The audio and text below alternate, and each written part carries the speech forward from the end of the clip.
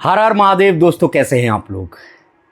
कल की अवतार से भी होंगी ढेर सारी गलतियां, कल की अवतार से भी होगा शास्त्रों का उल्लंघन। अब आप सोच में पड़ गए होंगे कि भगवान भी कभी गलती करते हैं। Let me explain. जैसे त्रेता युग में राम जी ने गलती करी, हिरण को मारने के लिए दौड़े, शास्त्रों का उल्लंघन करा, जीव हिंसा पाप बताई गई है, लेकिन वो जीव की हिंसा करने दौड़े तो क्या हुई? गलतियां हुई। जैसे पांडवों ने इतनी भारी गलती करी कि जुआ खेलने लग गए और तो और जुए में अपनी बीवी को हार गए। आप मुझे ये बताइए कि एक साधारण आदमी भी जो गलती करता है वो ज़्यादा से ज़्यादा जुआ खेल लेता है, जुए में पैसे हार जाता है, लेकिन क्या कोई अपनी बीवी हार सकता है? और वो लोग जो सदा कृष्ण भगवान के सानिध्य में रहते थे, लक्ष्मण जी शबरी के जब बेर राम जी खा रहे थे तो लक्ष्मण जी को उन्होंने एक झूठा बेर दिया और उन्होंने फेंक दिया कि इसके झूठे बेर मैं खाऊंगा, और बाद में वही संजीवनी बूटी बनकर उगा और उनके प्राणों की रक्षा करी। तो अवतार जब भी आते हैं तो उनसे भी गलतियां होती हैं। अब वो गलतियां क्यों करते हैं, उनसे भी गलतियां क्यों होती हैं? क्योंकि ये नियति किसी को नहीं छोड़ती।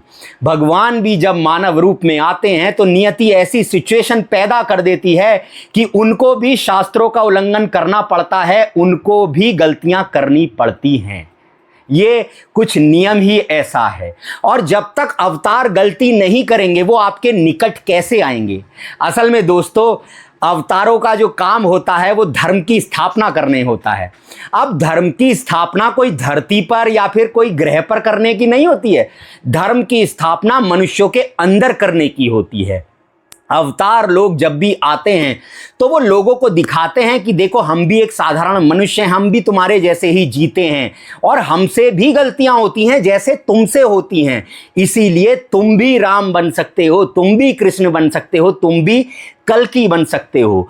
तुम राम को पूजो मत, तुम कृष्ण को पूजो मत, तुम कल्कि को पूजो मत, तुम भी ऐसे बनो। अवतारों का संदेश हमारे लिए ये था कि देखो हमसे भी गलतियां हुई हैं और तुम भी गलती करते हो, और हम भी भगवान बन गए तो तुम भी भगवान बन सकते हो। लेकिन कुछ असामाजिक तत्वों ने ईश्वर के अवतारों को इतना ऊपर बिठा दिया कि अरे वो तो सर्वश्रेष्ठ हैं, उनसे कभी गलती नहीं होती, और तुम ये पूजा विधि कर कर ये गलती कर रहे हो। आओ हम तुम्हें बताते हैं भगवान की पूजा कैसे होती है। अरे भगवान कृष्ण के अर्जुन क्या थे? मित्र थे। राम जी हनुमान जी के क्या थे? मित्र थे। भगवान जब आते हैं तो मित्र कहलाते हैं, दोस्त की तरह व्यवहार करते हैं। जैसे जो बात आप किसी से नहीं बोल सकते वो अपने मित्र से बता देते हो, ऐसे ही भगवान होते हैं। भगवान थोड़ी ना कि हमने पूजा गलत कर दी तो भगवान नाराज हो जाएंगे, वाले ग्रह नाराज हो जाएंगे, वाले भगवान नाराज हो जाएंगे, हनुमान जी नाराज हो जाएंगे। ये सब मिथ्या बात है। भगवान आए धरती पर मनुष्य जन्म लेकर, अवतारिक जीवन जिया, आम मनुष्य की तरह रहे, साधारण मनुष्यों की तरह रहे। इनसे भी गलतियां होती थी, सब कुछ होता था, परंतु गलतियां करते करते इन्होंने अपने जीवन को इतना सुधारा और अपने अंदर परिवर्तन करके अपने काम, क्रोध, लोभ, मोह, अहंकार को वश में करके ये भगवान बन गए थे। भगवान कोई ऊपर से नहीं टपकते हैं मेरे दोस्त। अवतारों का संदेश ये था, देखो हम भी तुम्हारी तरह एक साधारण मानव हैं, हमने कोई ऊपर से वरदान नहीं लिए हैं, हमारे अंदर कोई ऊपर से दिव्यता नहीं आई है। हमने सिर्फ अपने कर्मों को ठीक करके, हमने निस्वार्थ भक्ति करके खुद को भगवान बना लिया। अब ये अवतार लोग जीते कैसे हैं? जैसे कबीर का एक दोहा है, कबीरा सीप समुद्र की, खारा जल नहीं ले, और पानी पीवे स्वांत का, शोभा सागर दे। आपने देखा होगा समुद्र में एक सीप होती है, वो कभी भी समुद्र का एक बूंद भी जल नहीं पीती है। स्वाति नक्षत्र में एक बूंद गिरती है, उसका जल पीती है, और शोभा किसकी बढ़ा रही है? सागर की। ये अवतार लोग इस तरह से अपना जीवन जीते हैं। इन्हें कोई लालच नहीं होता है कि हम भक्ति कर रहे हैं, हमें ये मिल जाएगा, ये मिल जाएगा।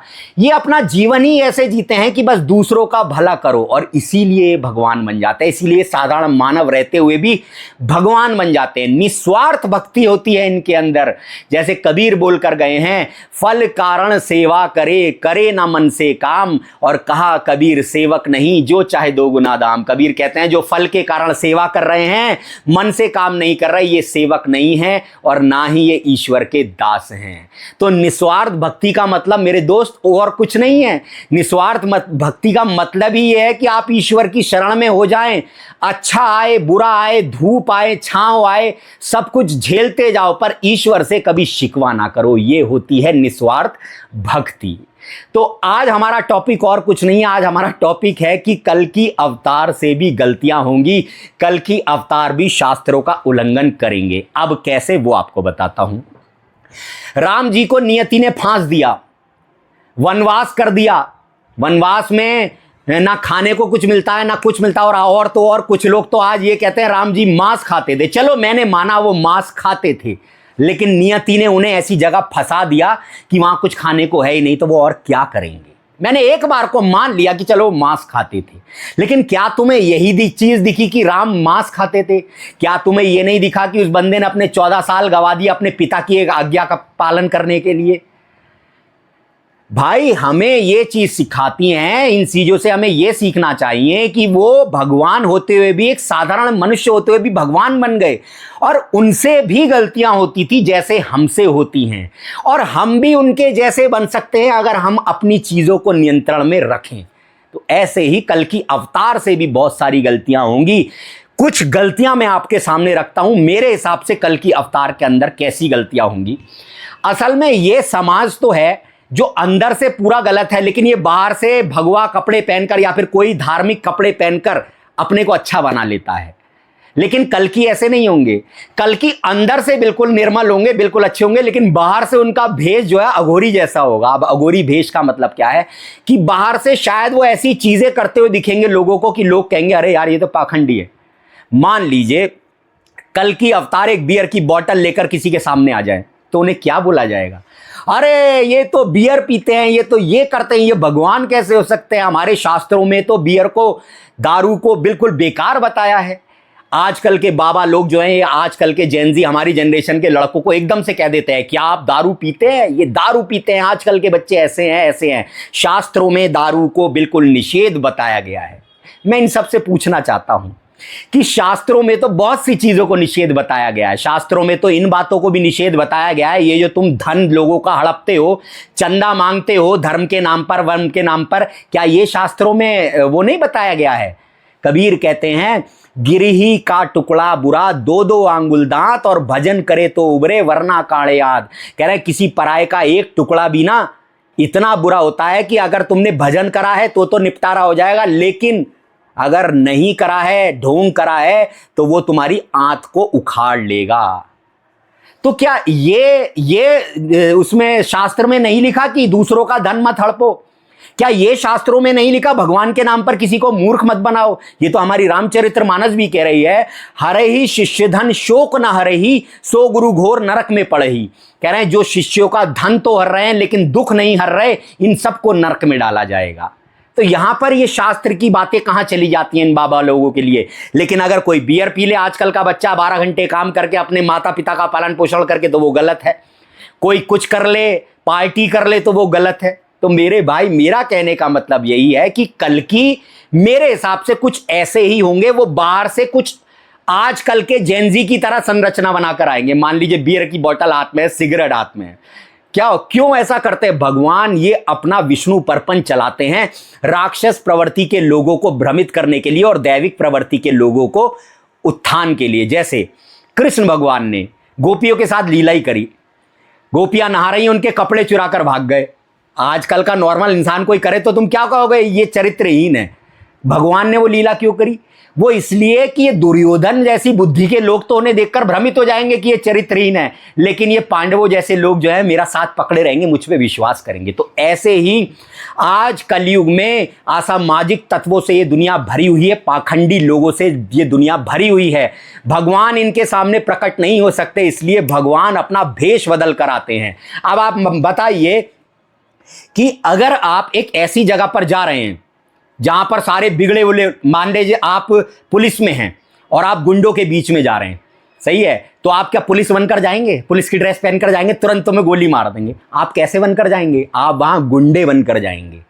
और अच्छे लोगों को निकालने के लिए वहां पर कुछ प्लानिंग करेंगे, गुंडे जैसे बनकर रहेंगे और उन्हें दिखाएंगे कि देखो मैं भी एक गुंडा हूं। तो ऐसे ही कल की अवतार हमारी दुनिया में आजकल का जेनजी की तरह जीवन बिता रहे हैं, जिससे कि ऐसे पाखंडी लोग इन्हें देखकर मुंह फेर लेंगे, लेकिन अच्छी प्रवृत्ति के लोग इनके ज्ञान को सुनेंगे। आप ये बताइए, आज 80% लोग नशे, जीव हत्या और इन सब चीजों को खाने में लगे हुए हैं।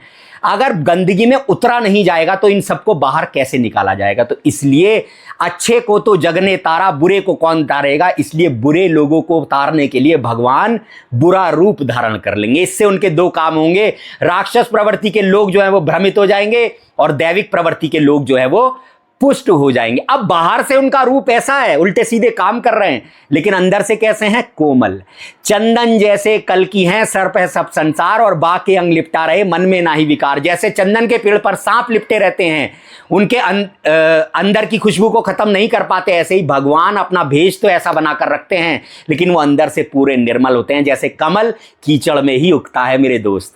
तो भगवान की लीला कुछ ऐसी है कि ये लोगों को समझ में नहीं आती। जब भगवान आते हैं तो लोग भ्रमित हो जाते हैं। जैसे हमारी रामचरितमानस में दिया है, निर्गुण रूप सुलभ अति सोई, सगुण रूप जाने नहीं कोई, और सुगम अगम नाना चरित्र सुर नर मुनि भ्रम होई।